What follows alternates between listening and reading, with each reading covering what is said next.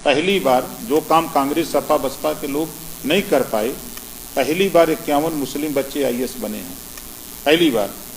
और पहली बार देखने को मिल रहा है कि बच्चों का ध्यान उपद्रव करने की बजाय इंजीनियर बनने की तरफ चला गया है, डॉक्टर बनने की तरफ चला गया, शिक्षा की तरफ ध्यान बढ़ा है, चाहे भय से हो चाहे डर से हो, जो भी बात हो।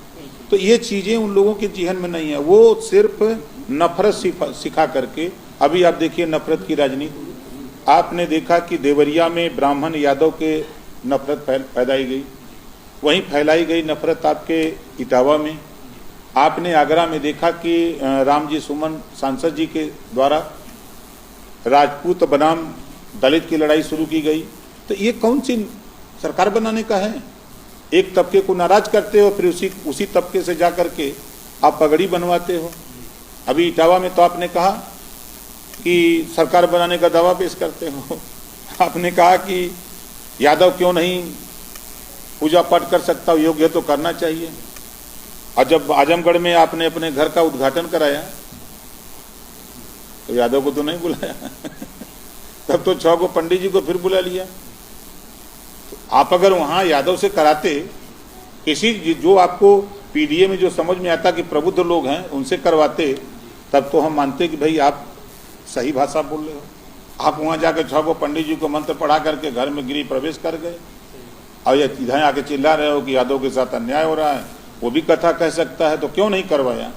कथा करवाते तब ना मानते। तो ये झूठ बोलने वाले लोग हैं, धोखा देने वाले लोग हैं। देखिए 4 बार सरकार प्रदेश की जनता ने वोट दिया।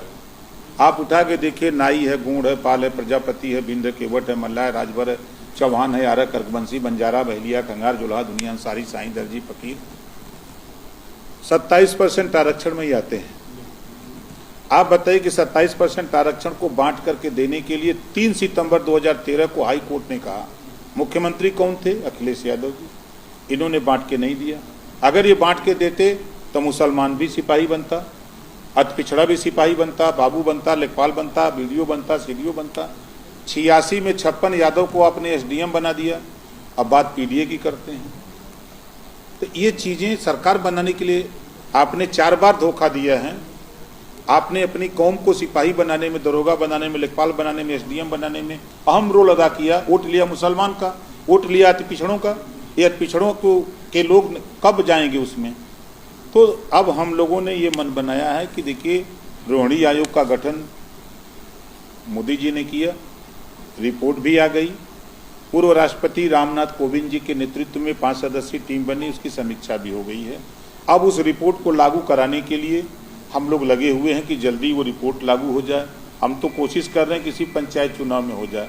जो 7, 9, 11 में बटा है, 7% पिछड़ा, 9% अति पिछड़ा, 11% सर्वाधिक पिछड़ा, ताकि कोई किसी का हक न लूटे। इस तरह के जो रिपोर्ट तैयार है उसको लागू कराने में हम लगे हैं। एक बार भी अखिलेश जी के जबान पर यह बात नहीं आती है कि रोहिणी आयोग की रिपोर्ट या सामाजिक न्याय समिति की रिपोर्ट को लागू करने के लिए कभी उनके किसी नेता के, समाजवादी पार्टी के किसी नेता के जबान पे नहीं आता है। हक लूटने वाले लोग हैं। मुसलमानों का हक लूटा, अति पिछड़ों का हक लूटा,